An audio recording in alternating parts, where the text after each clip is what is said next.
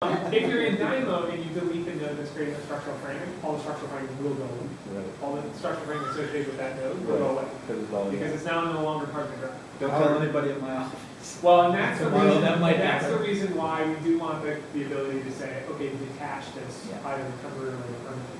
Now, in terms of reattaching, if I went and opened that same file again, it would know if I had saved, so if I create 20 beams and I save that Dynamo definition into a bin file, and I go to open the thing back up, it saved a notion of those element IDs into the file, and it relinks to those elements. So it will relink to the same So it knows, Yeah. so it knows that element ID is gone. What if, it's a week later and there's another element with that ID? Well, so this is when we first started making Dynamo, we used the element IDs, which are the integer numbers that you see in there. There is actually another unique identity, and those are not unique. So you can, if you delete one of those things, this is probably where this question came from. If you delete one of those things and you start making more elements in Revit, it's possible that you'll get that element ID back. But there's, via the API, there's another identifier called the unique ID. Which is coupled with that element ID, and that unique ID is in fact unique.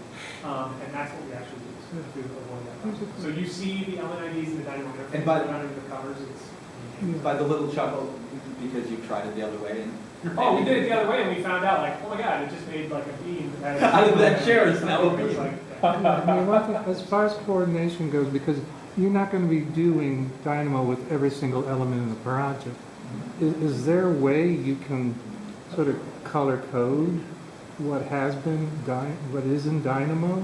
So when you have different people coming into the project, you're saying, oh, I've got a project and there's Dynamo, and someone's opening the project and it's like, what can I touch? What can, View filters. I mean, that's a really great question. Let's try this. because that would, I don't actually know if this would work, but let's. because that would be a good way, because then someone coming into the project can just kind of say, okay, give me the Dynamo view filter.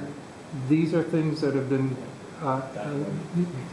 Dynamo. I can tell you wanted to use it And as a so, verb. These are and basically, it's the handle with care. So that scenario. was actually, there's a second sort of demo that I was going to get here, which is that one of the things that's like fundamentally interesting about Dynamo is its ability to get and set parameter data on elements in the Revit database. And so, in thinking about your problem there, is you always have a bunch of extra fields on elements, labeled in an extra, but you can put in fields on elements, whatever you want.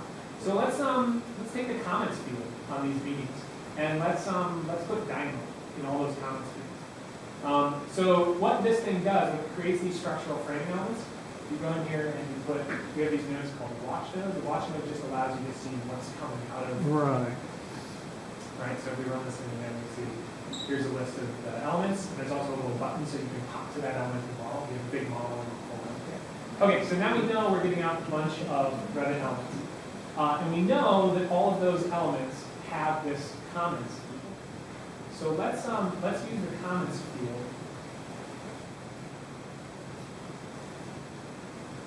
There's a function called set parameter by name. So for element, you can say element dot, and I'll show you like everything that you can do with an element.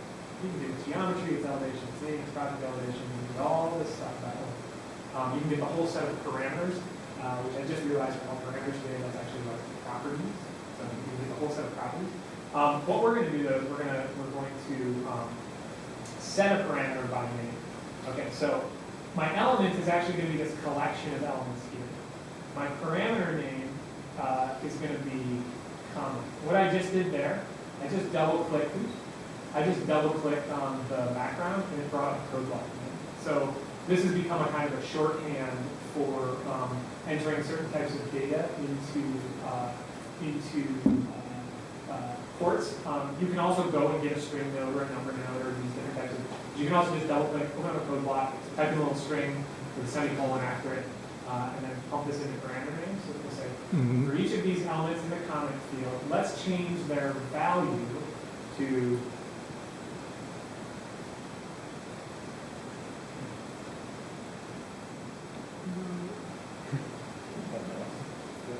Comments with an S. comments with an S, right? Because usually these little warnings here give you a pretty good indication of what happened. We couldn't do that because there's no parameter found by that name.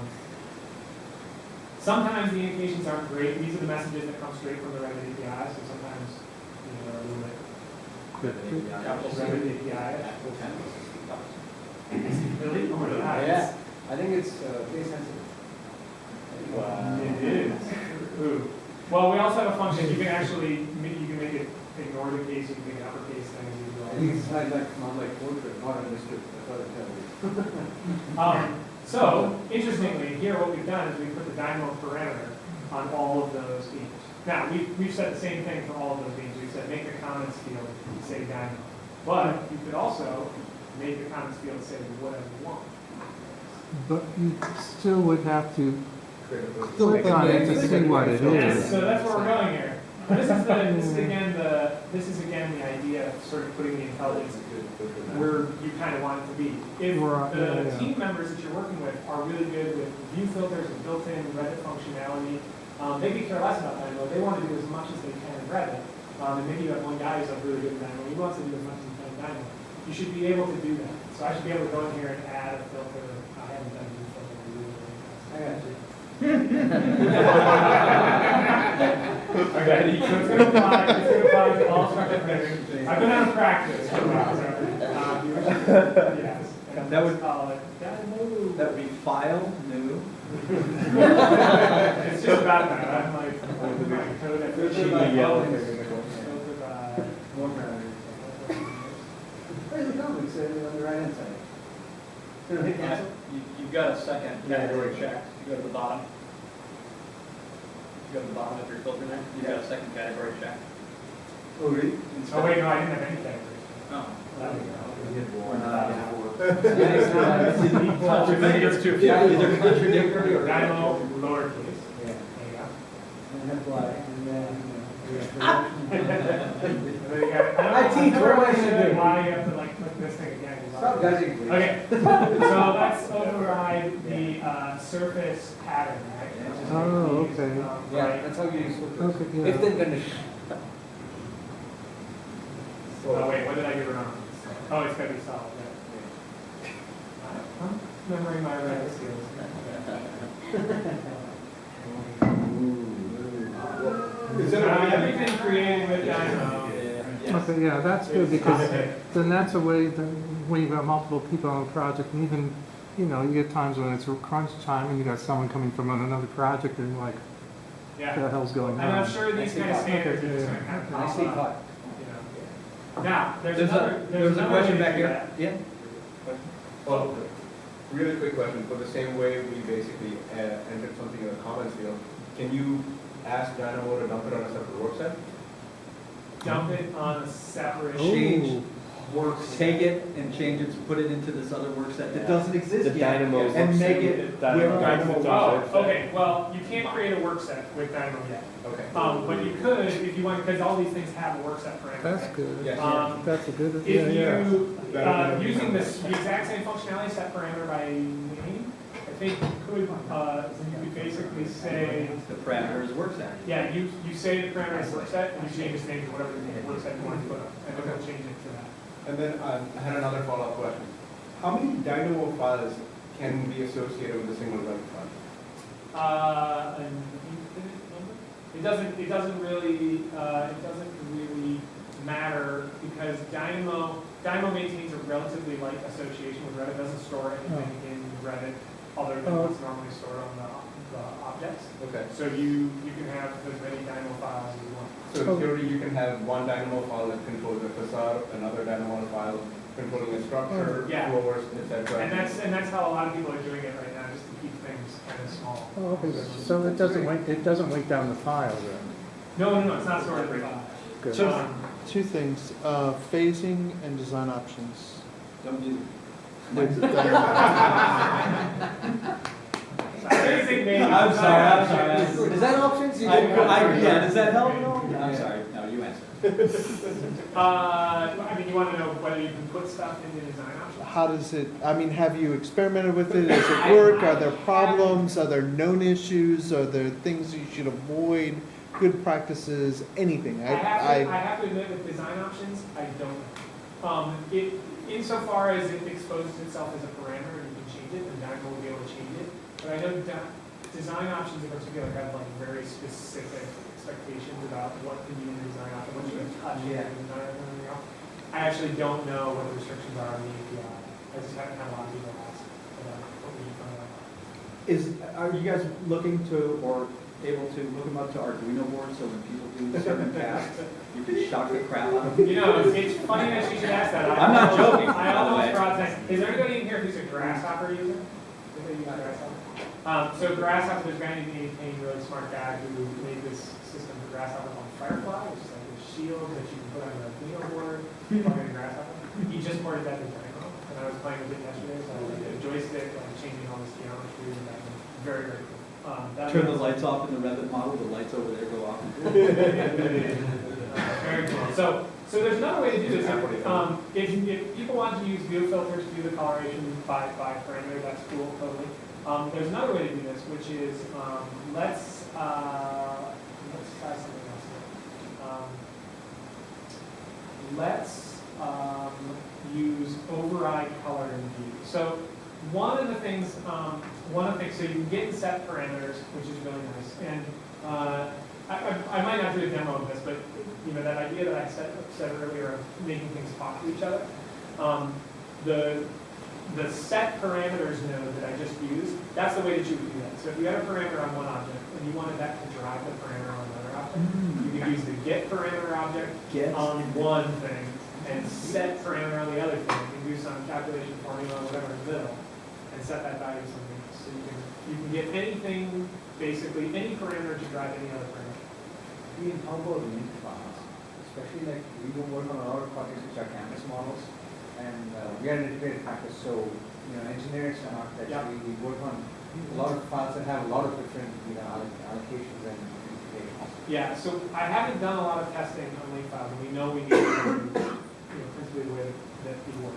The way that we recommended so far that we work in Dynamo is we work on the native file, not on a file that has a link embedded in it. Because I know through the API, when you do things like here where you say, get all the structural framing in the model, it will get the structural framing that's inside that linked model.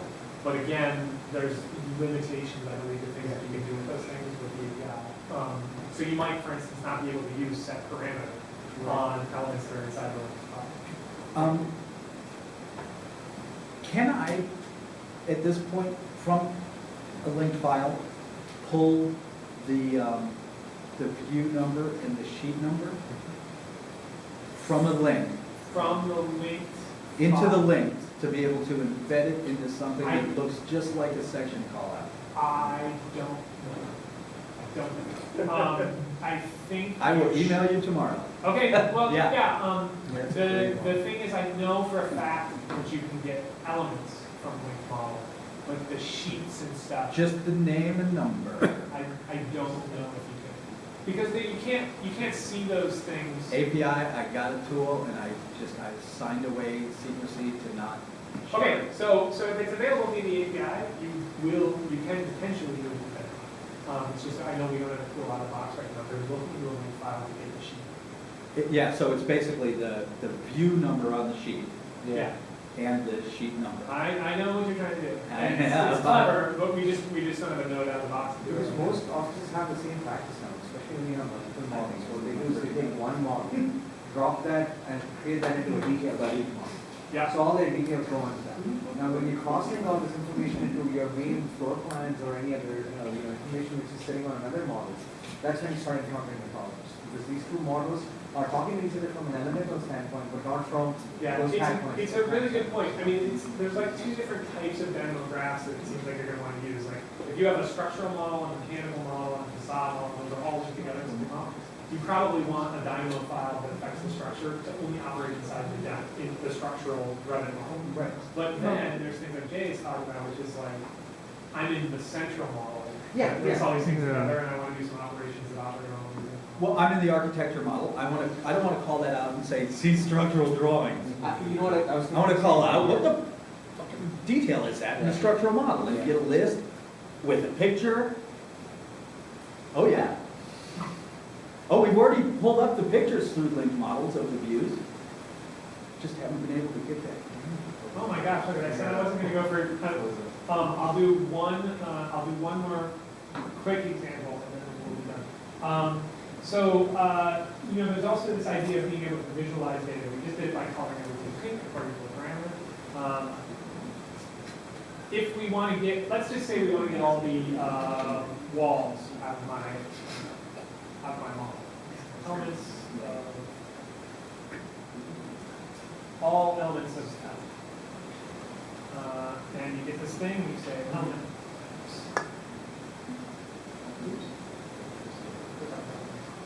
And let's just pick walls.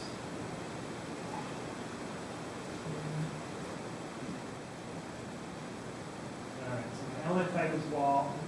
This guy. This. Okay. So now what I should do is I should just have a list in my model right now, or in my Dynamo file. I should have a list of all the walls. Like 2 nodes, just give me all the walls in the model. Now what do I want to do with those? What I want to do is I want to get a parameter by name. And let's say that the parameter that I want, this is my set of elements. The parameter name that I want is, I believe, volume.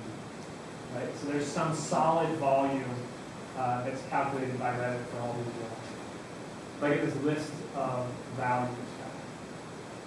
Is this what they were tweeting today about the onslaught of data with all of these tools growing in the next 10 years is going to completely drown the entire AEC industry?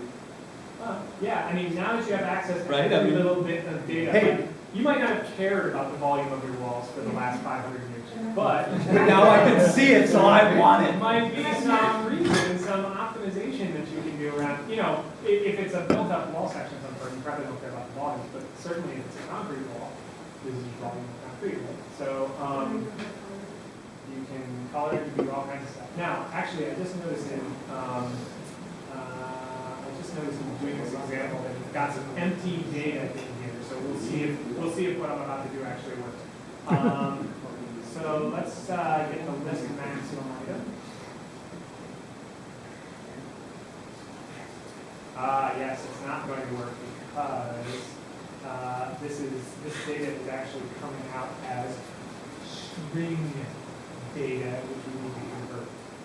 Is there a better, oh, I know why, because the wall, if you look at the wall, if you look at this property, I was just making up this example on the fly. If you look at this property, the actual value that comes out is this 20.833. Let's do length instead. Let's see if we can get something. You can, this volume coming out, you can actually convert that and do the right thing. I just want to do this. Okay, so here I have a bunch of stuff. My maximum value for length is 24.69, right? And then what I'm going to do is I'm just going to do a very simple little formula. I'm going to say, I want to normalize all of those values in that list. And to normalize them, I just find the maximum item, and I divide all of the values in that list by that max. That means that when I say normalize, now all those values are between 0 and 1. Why do I want to do that? I want to do that because I can do something like drop in a color range node, plug those into values, and then do something like override element color in the view using these elements and these colors.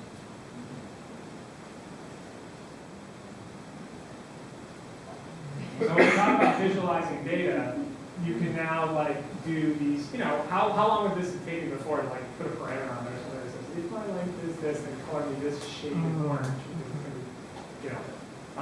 So these kind of little data manipulation operations are super, super easy to do once you know the 5 nodes or whatever that you need. You wire all this stuff together, and this is messy graphing. Some people are very good about this in a line.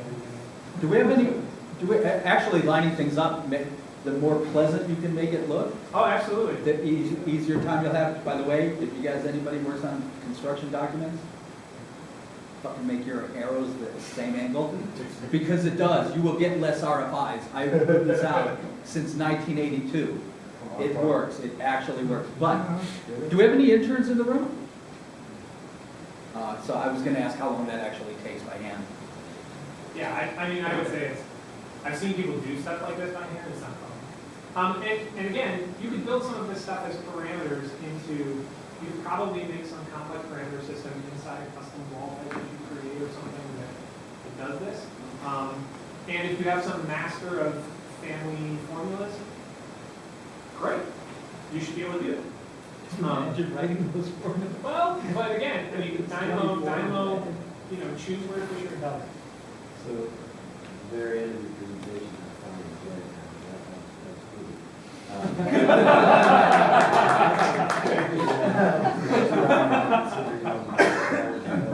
So, in your opinion, though, like, if I start playing this tonight, and I'm looking at that left-hand menu with the library of all the different types of notes, you know, I could probably guess from you where these, you know, how many